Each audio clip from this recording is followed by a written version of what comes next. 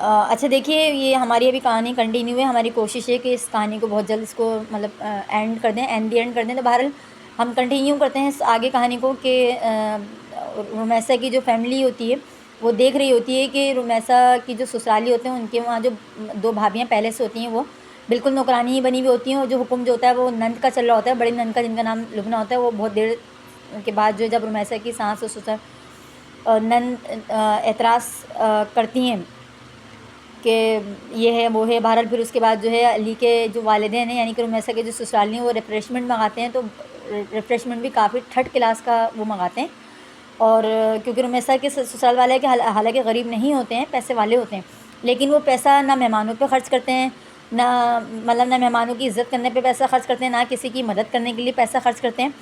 تو بہرحال علی کی ایک بھابھی جو ہوتی ہیں وہ چپکے سے رمیسا کی تائی کی جو بیٹی ہوتی ہے عائشہ، اس سے کہتی ہیں کہ یہاں لڑکی مت دو ورنہ ہماری طرح جو ہے وہ رمیسا بھوکی رہے گی اور قید رہے گی. اور پھر ان کی بھابھی بتاتی ہیں یعنی کہ رمیسا کی جو بھاوج ہونے والی بھاوج ہوتی ہیں نا، وہ بتاتی ہیں کہ میری شادی کو 14 سال ہو گئے. اب آپ سنیے گا، وہ کہتی ہیں میری شادی کو 14 سال ہو گئے ہیں اور میں ان 14 سالوں میں صرف 3 دفعہ اپنے میکے گئی ہوں، وہ بھی صرف 2 گھنٹے کے لیے، اور میں 2 گھنٹے کے لیے جاتی ہوں، اور اس میں بھی میرے شوہر ساتھ بیٹھے رہتے ہیں، اور میرے گھر والے کبھی میرے سسرال نہیں آ سکتے. ٹھیک ہے نا. تو بہرحال وہ جو رمیسا کی تائی کی جو بیٹی ہوتی ہے وہ یہ سب سن رہی ہوتی ہے، کیونکہ اس کی بھاوج جب یہ بتاتی ہیں رمیسا کی بھاوج اس کی تائی کی بیٹی کو جب یہ بتاتی ہیں تو وہ بڑی پریشان ہوتی ہے. پھر وہ رمیسا کی امی سے کہتی ہے کہ چچی جان ابھی بھی سوچ لیں، رمیسا کے سسرال کا رویہ اور مزاج جو ہے کافی غیر مناسب ہے. اور پھر وہ منع کرتی ہے کہ رمیسا کو رخصت آپ نہ کریں، رخصت ہی نہ لیں، زیادہ بہتر ہے. خیر رمیسا کی والدہ جو ہیں وہ عائشہ کو کہتی ہیں کہ یہ سب باتیں رمیسا کو مت بتانا، کیونکہ ڈاکٹر نے منع بھی کیا اس کو ٹینشن اور ڈپریشن سے، اور وہ رمیسا بھی بہت پریشان ہو جائے گی، اس کی طبیعت بھی بہت خراب ہے. پھر اچانک سے شام کو علی کا فون آتا ہے. صحیح ہے، لیکن رمیسا کی کیونکہ طبیعت صحیح نہیں ہوتی تو وہ سو رہی ہوتی ہے. ٹھیک ہے، فون وہ ریسیو نہیں کر پاتی ہے، لیکن رات کو پھر وہ کال بیک کرتی ہے. تو علی نے کہا کہ باجی نے بتایا، یعنی کہ باجی یعنی کہ علی کی جو بڑی بہن ہوتی ہے نا لبنہ، وہ علی کہتا ہے کہ باجی نے کہا ہے کہ رمیسا کو سمجھاؤ اگر یہاں رخصت ہو کر آنا ہے تو تمہاری فیملی کو ہمارے مطابق چلنا ہوگا. اب دیکھیے ان کی وہ جیسے کہتے ہیں نا لڑکیوں کو بالکل ایک ظالم و جابر ماحول میں رکھنا جسے کہتے ہیں. تو اب لڑکیاں سب کو ایجوکیٹڈ چاہیے ہوتی ہیں، پڑھی لکھی چاہیے ہوتی ہیں، صحیح نا. ہر لحاظ سے لوگوں کی کوشش یہ ہوتی ہے کہ لڑکیاں پڑھی لکھی آئیں، ایجوکیٹڈ آئیں، لیکن ماحول وہ بالکل گاؤں دیہات والا دینا چاہتے ہیں. تو دیکھیں ایسا تو نہیں ہو سکتا. جو لڑکیاں پڑھ لکھ جاتی ہیں یا ایجوکیٹڈ ہوتی ہیں تو وہ بالکل ویسے والے ماحول میں تو دیکھیں ایڈجسٹ نہیں کر سکتی ہیں. آپ کی مطلب غلامی والی زندگی تو ظاہر نہیں گزار سکتی. تو آگے بہرحال ہم چلتے ہیں اپنی کہانی، کیونکہ ہماری کہانی بہت لمبی ہو جائے گی، اس لیے ہم بہت جلدی اس کہانی کو مطلب کہانی بھی نہیں ہے، سچی بیتی ہیں. تو وہ علی کہتا ہے رمیسا کو کہ باجی نے کہا ہے، یعنی کہ علی کی بہن نے کہا ہے، جو نند ہے ان کی مطلب یعنی کہ رمیسا کی نند ہے جو لبنہ ہے، انہوں نے کہا ہے کہ یہاں آنا ہے رخصت ہو کر تو ہمارے مطابق چلنا ہوگا. جیسے آج تمہاری فیملی اچانک آئی ہے، آئندہ نہیں آنی چاہیے. اب رمیسا تو بیچاری ویسی ٹائیفائڈ میں ہوتی ہے، وہ ٹائیفائڈ کی وجہ سے چڑچڑی بھی ہو رہی ہوتی ہے. تو رمیسا نے کہا کہ آپ لوگ بھی تو کئی مرتبہ ہمیں مطلب ہمارے گھر پہ بغیر بتائے آئے ہیں، اور میرے گھر والوں نے کبھی اعتراض نہیں کیا، اور آپ کی بہن نے تو میرے ماں باپ کی اور میرے گھر والوں کی کافی بے عزتی کر دی. بہرحال وہ کہتا ہے کہ نہیں میری بہن نے منع کیا ہے. تو بہرحال علی جو ہوتا ہے وہ کسی طرح رمیسا کو سپورٹ نہیں کرتا اور کہتا ہے کہ تمہارے گھر والوں کو بغیر بتائے آنا نہیں چاہیے تھا، اور وہ لائن کاٹ دیتا ہے.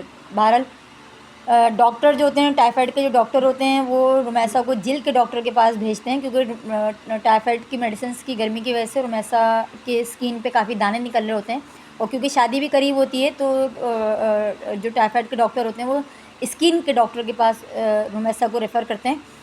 تو رمیسا جو ہے وہ اپنی والد کے ساتھ جا رہی ہوتی ہے اسکن کے ڈاکٹر کے پاس. تو علی کا فون آتا ہے اور کہتا ہے کہ طبیعت کیسی ہے. تو میں رمیسا بتاتی ہے کہ چہرے پر دانے نکل رہے ہیں میڈیسنس کی گرمی کی وجہ سے، رخصتی میری قریب ہے تو اسکن کے ڈاکٹر کے پاس ڈاکٹر نے ریفر کیا ہے تو میں وہاں جا رہی ہوں ابو کے ساتھ. اور ڈاکٹر جو ہیں وہ اسلام آباد سے کراچی آئی ہوئی ہیں. تو رمیسا ڈاکٹر کا انتظار کر رہی تھی. اس نے دیکھا کہ ریسیپشن پر بہرحال مطلب رمیسا جب ڈاکٹر کے وہاں جاتی ہے، علی کا فون آ چکا ہوتا ہے، وہ علی کو بتاتی ہے، پھر وہ ابو کے ساتھ ڈاکٹر کے وہاں چلی جاتی ہے. تو جب وہ ڈاکٹر کے وہاں جاتی ہے تو دیکھتی ہے کہ ریسیپشن پہ علی پہلے سے کھڑا ہوتا ہے اور رمیسا کے بارے میں انویسٹیگیشن کر رہا ہوتا ہے. بہرحال تو رمیسا بڑی حیران ہوتی ہے اس کے اس شکی مزاج سوچ پر، بڑی حیران ہوتی ہے کہ یہاں پر پہلے سے کیا انویسٹیگیشن کرنے آ گیا ہے. اور سوچنے لگتی ہے گھر جا کر کے نکاح توڑنے کی بات میں اپنی والدہ سے کروں گی، کیونکہ علی کی حرکت بہت غیر مناسب تھی کہ وہ کس طرح انویسٹیگیشن پہلے ہی ہاسپٹل میں کلینک میں کرنے آ گیا اسکن کے ڈاکٹر کے پاس۔ رمیسہ انہی باتوں کو سوچ رہی تھی۔